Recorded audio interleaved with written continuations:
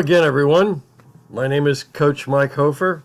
I'm an undefeated correspondence master, now coaching prodigies in Tampa, Florida, USA.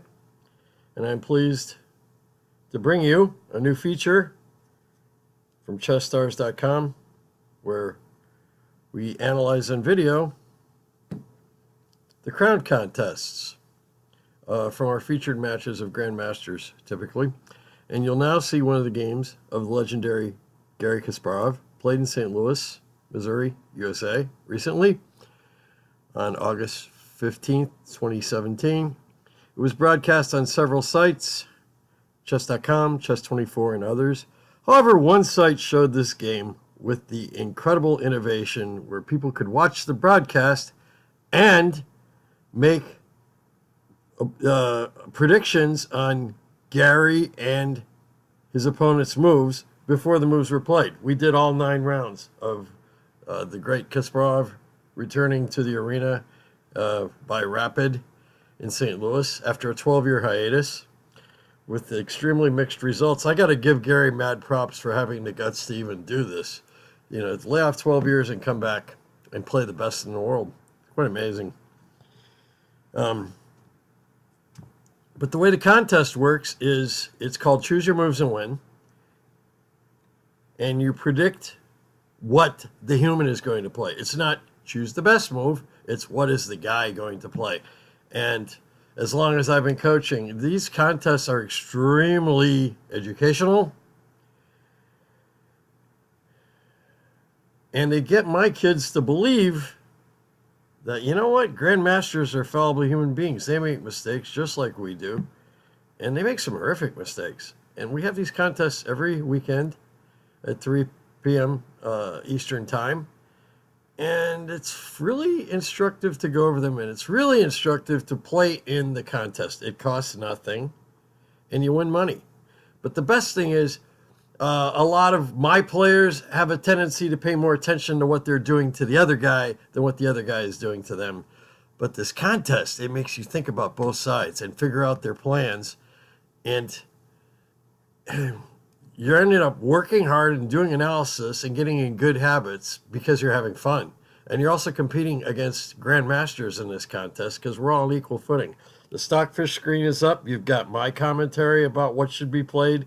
And we got guys like Gadir Husseinov and Yuri Solodovnichenko saying what they think maybe is what the guy's going to do. And then, well, anyway, let me move forward. The best predictors are awarded cash prizes. And these contests were fiercely fought. This is one of the best of all time. That's why I chose this game. We did day 1. And this is day 2. Garry against Jan Nepomniachtchi. And the viewers really enjoyed this. The name of the site again is ChessStars.com. The rules of the contest: all participants are awarded 100 crowns free of charge, and top 5 finishers get cash money. Anyway, let's get started. Garry played D4. I was kind of disappointed in that. I wish he'd played E4, and Jan plays knight f6. Garry plays c4, g6. Is it going to be a King's Indian? I wish it would. You know, the Grunfeld. I tried taking up the Grunfeld. I'm an openings expert because correspondence chess you have to be. You can't make mistakes, and you sure can't make mistakes in the opening. But like many people my age, I think we tried to take up the Grunfeld because Bobby Fischer played it on special occasions against Botvinnik, where he only got a draw, but he should have won that game in Varna. And in his famous game against Donald Byrne, he sacked his queen in that game, so I don't know how much that had to do with the opening.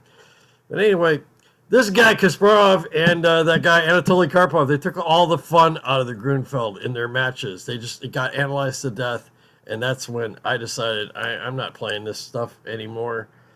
And even though my friend Rock and Ron Henley, who managed Karpov, keeps trying to encourage me, hey, Mikey, you need to put the Grunfeld in the war book.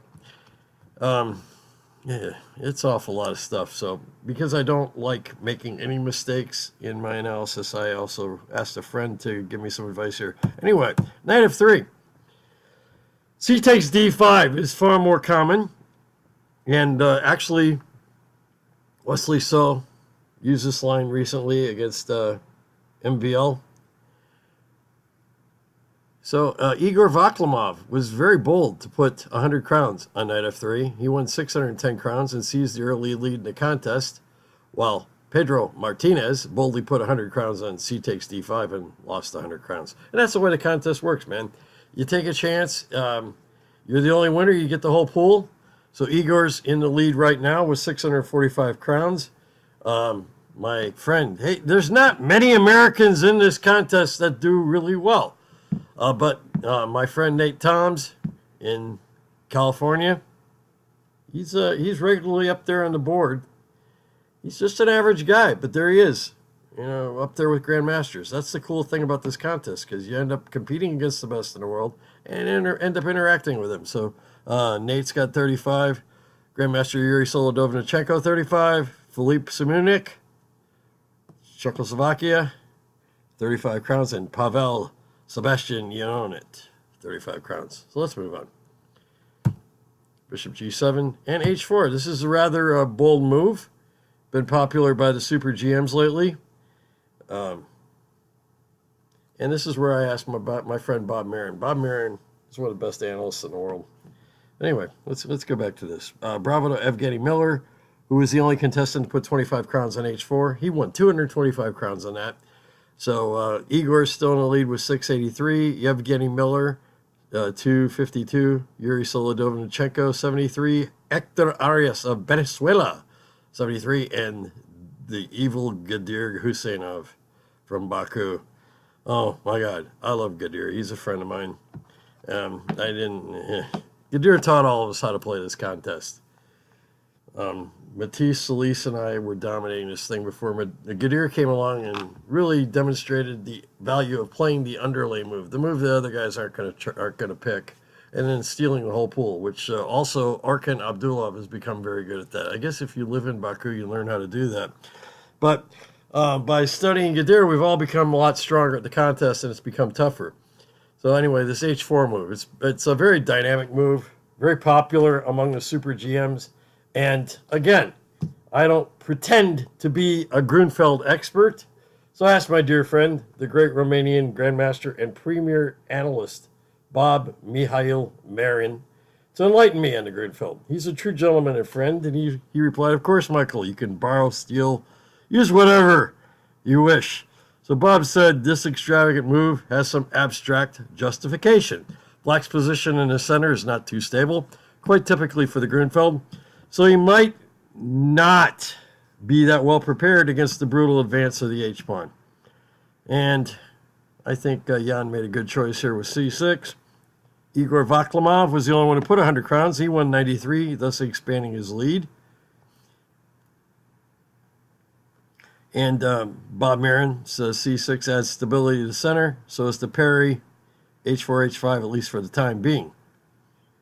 And Bob also mentions that if Black had played h5, bishop g5, the insertion of the moves h4 and h5 ensures the g5 bishop is defended, rendering the typical knight f6, e4 ineffective. And then, that's where we come to the next move, bishop g5, which also is pretty popular. Although c takes d5 is an option, Yuri Solodovnichenko is the only player to put 100 crowns on bishop g5. Some of these moves came in pretty quickly. And some of the guys are also seeing the video from St. Louis. This was the first time we tried this. So there were some glitches with the DGT board. And we tried something new. And we learned about, some guys are going to watch the video. So be it. We have to find a way around all that, and we have. But the deal that happened here was Yuri clearly played that move really quickly because he's the only one that got that. And he won 217 crowns. Igor still had the lead with 840. Yuri has 300. Evgeny 237. Anyway, let's move on. Bishop g5. It looks like maybe Black could play h6 or knight e4. But those are bad moves. h6 just forces the exchange. It's hardly worth the tempo. Takes, e3, e6. And Tomaszewski and Svidler had a rather uninspired draw with that. Knight e4 really does not work because of e3. Knight takes g5, h takes. And Karyakin got in trouble against Shaw. Man, this was not good. So knight e4 is a known mistake. Maybe the best move here is castles, according to Bob Marin. But we're going to go back to the game. That's a Carlsen game. Yeah. Well, let's go a few moves deeper. Takes. And Carlsen decided to play bishop f5 there. I totally forgot who that was against. Let me scroll down. Oh, yeah, against Grischuk. London 2013. All right, then. And that was a draw. So, c6, bishop g5, and Jan goes with d takes c4. e4. And there are traps abounding over the board and in the contest, which is why I feel, I don't know how you can choose the moves without really putting a lot of emphasis in the opening on theory. And the only move that's ever been played here was b5. And it was a game of blitz between Jan and Anish Giri. And nobody wanted to make things easy for Kasparov.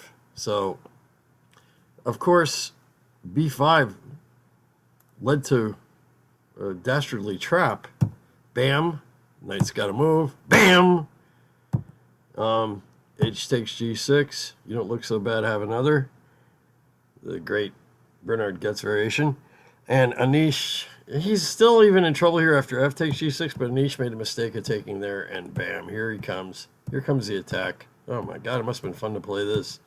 So, obviously, it was a blitz game, but it's theory.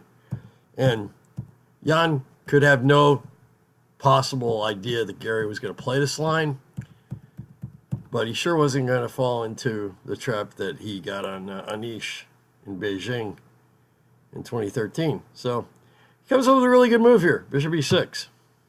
I like it.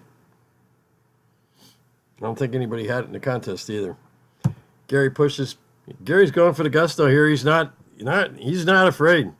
Knight d5, h5, knight d7, and go Serbia. Out of the blue. Nenad, yeah, here we go with having to pronounce these names. I mean, it's bad enough with Jan, which it's spelled Ian, but it's pronounced Jan. But then we got this guy in Serbia that's always in these content. Oh, I've got a phone call. Hold on a second. It's Alexander Dmitrievich. Hey, Lexi, how are you? Hello, Michael. The right name to pronounce the surname is Robulya. Robulya. Okay, thank you, Lexi. Lexi just told me the correct pronunciation is Robulya. Thank you, Lexi. My best to Maxim and Badur. Yeah, so out of the blue, Nenad Robulya takes the lead by being the only one to put 25 crowns on knight d7, and he won 1,400 crowns. So we got Nenad, don't dream it. This guy's a FIDE master, and he plays in our matches and beats title players on a regular basis, and he does really well in the contest. So, yeah, he's become a friend of mine.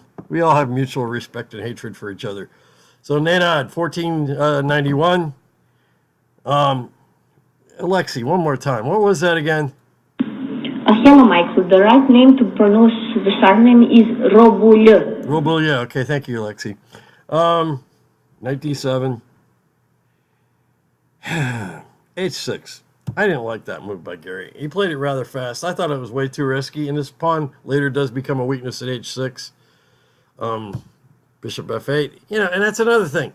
When you force your opponent to make a move that's simple, I always question that. I mean, it's pretty obvious what Black's going to do. But, you know, that's nice possible square for the knight going to e4 to f6. That ain't going to happen, though.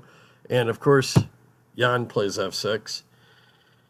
And while bishop d2 is obvious and good, only Yuri Solodovnichenko again put 100 crowns on bishop d2, and he won 668 crowns, while Gadir Husseinov put 25 crowns on bishop d2 and won 167 crowns. Nenad is still in the lead with 1491, Yuri 928, Igor 900, Yevgeny 323, and Gadir, 232. B5.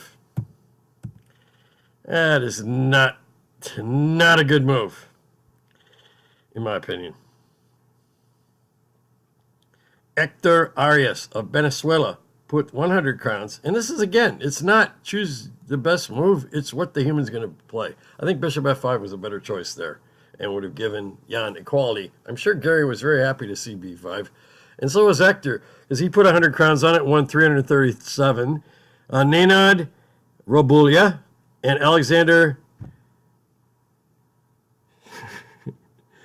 Degtyarenko put 25 crowns on b5 and 184. Many of us put 25 crowns on the superior bishop f5. One move too early, by the way. I hate it when that happens, especially when I get the move order. Like, I got the right plan, but the move order, they choose a different move order for the same thing and you lose. So this contest makes things very exciting and keeps you on your toes. Even better than when you're playing in a chess game. I don't know. It just kind of gets the adrenaline rolling, and the contest can be very cruel. The object is not to choose the best move, but to choose the human move.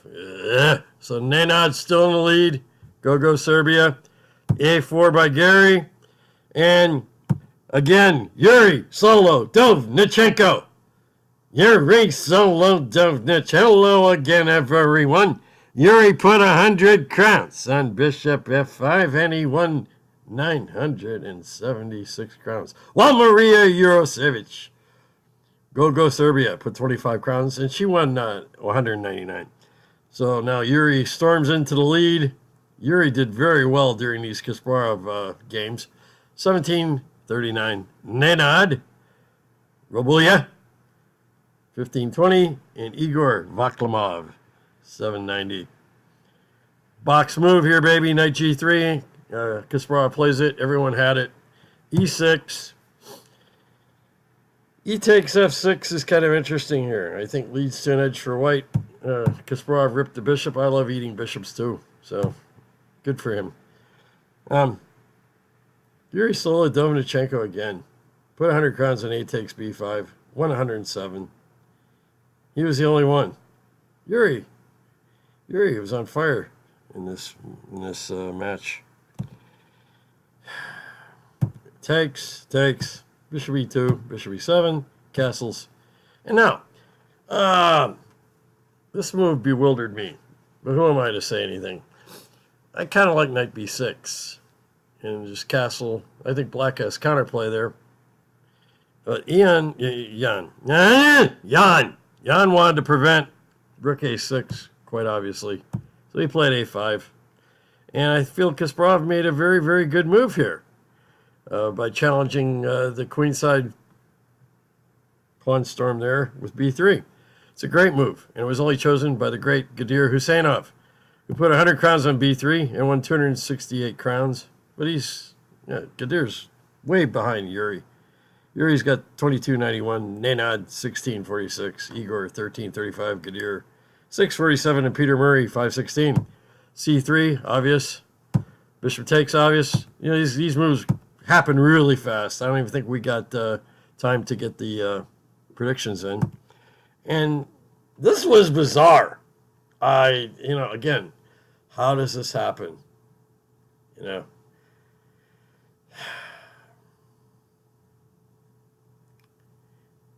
Gary's better here. And I've got a theory. Have you ever noticed that when guys are in a losing position, they always find the right moves? It's like if you're being chased by a lion or a tiger. Your respiration increases, your heartbeat increases, adrenaline flows, and you're going to find a defense. And when we get ahead, I think sometimes it's like we just ate a big meal and serotonin rushes to our brain and says it's okay to relax and just play whatever. E takes d7 is a really, really not a good move. Bishop takes d7, maintains the edge for white.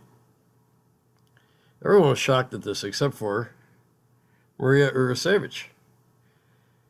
She put 25 crowns on it and won 1,404 crowns.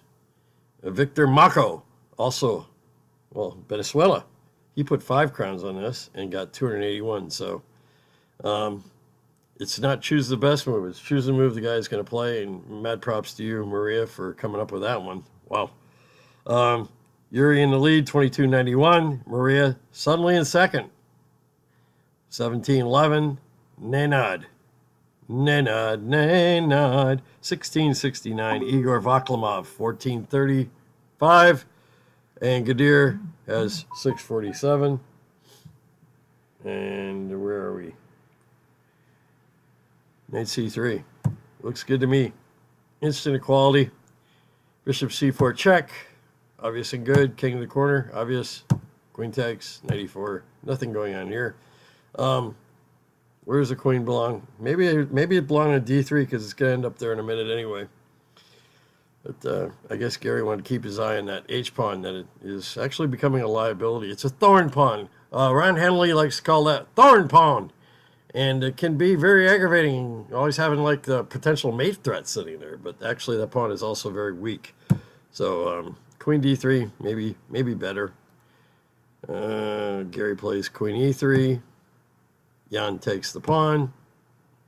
Takes. And I think black's got a little initiative here. The queen's got to move.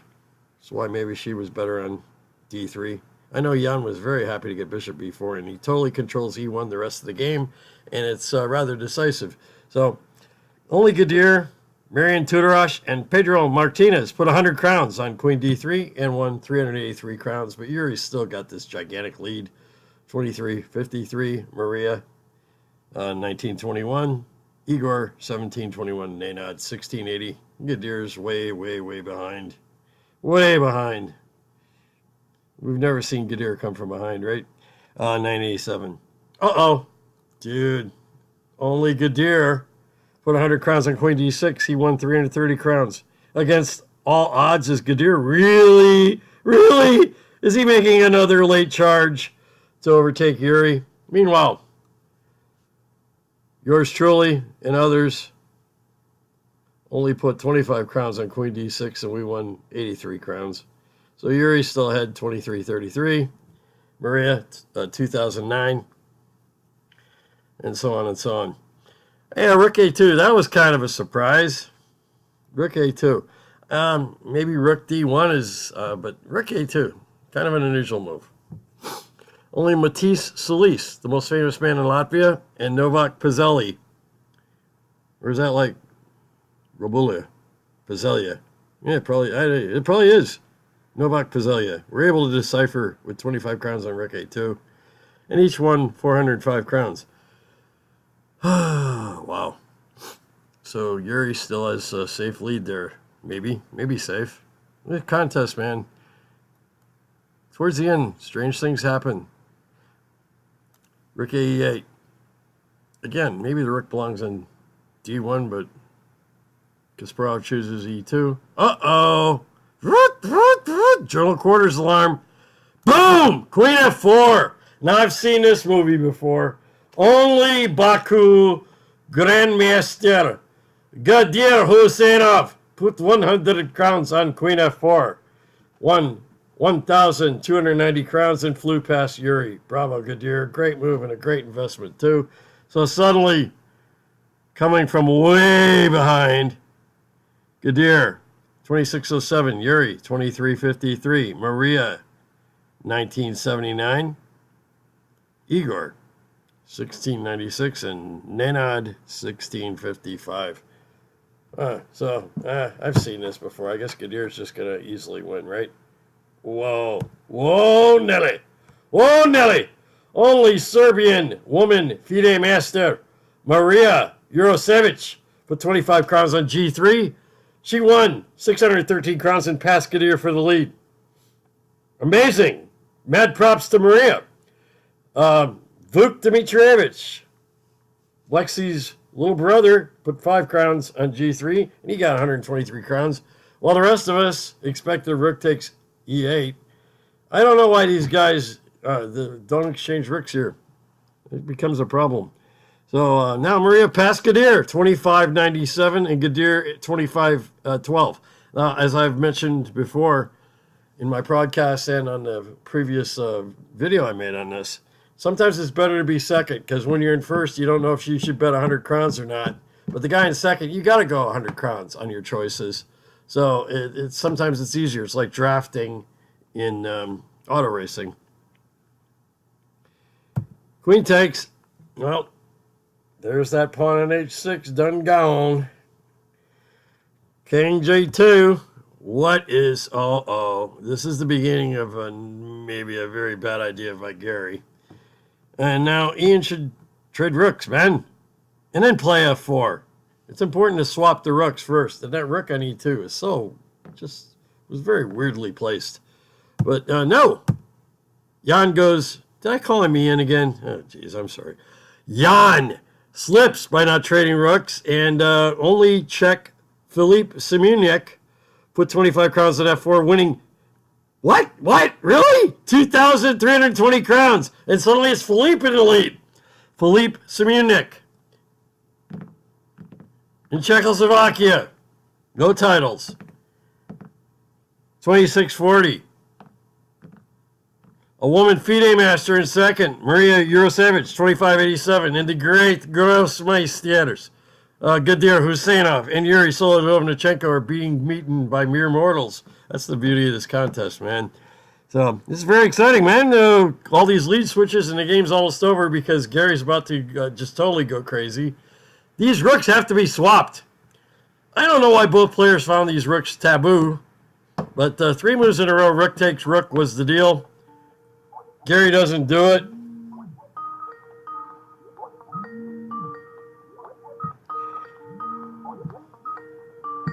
Gary doesn't make the rook trade and instead makes a horrific blunder of rook takes rook a1. I'm making a video right now. I'm being called by one of my I'm almost at the end, Rishi. One of my clients. So Kasparov should have played rook takes rook. He played rook h1. And now, can you find the winning move? Well, it's very close to winning. Queen g5. Excellent move. But again, when you hit a guy's queen, and you're saying, hey, you got to move your queen, you're forcing him to make a good move. But, again, there was some time pressure involved here. And now, finally, Kasparov plays rook takes rook. Rook takes rook. And Gary jumps out of the frying pan and into the fire. Bishop f7. No one had that move either. White is busted. And now only the contest remains in doubt. Filip Simuniak, 2,665 crowns. Maria Jurosevich, 2612. Gadir, 2552. Yuri, 2298. Igor Vaklamov, 1716. We have an exciting finish. White's busted, but the contest is still highly in doubt. And that's the beautiful thing about this contest. While the moves don't really matter for the players anymore, they matter a great deal to those of us in the contest. Gary was still in big trouble had he played queen f3 and rook h3. Also kind of fails to f5, but bishop f7, bishop f7, bishop f7, rook e3. Bam! A beautiful move by Jan. And only Gadir Husseinov put 100 crowns on rook e3. Won 1,420 crowns and the crown contest. The rest is mop-up.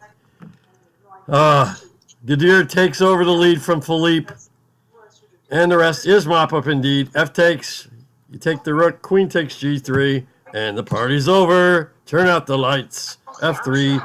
Congratulations as I tip my cap to Gadir. Gadir won 3,953 crowns.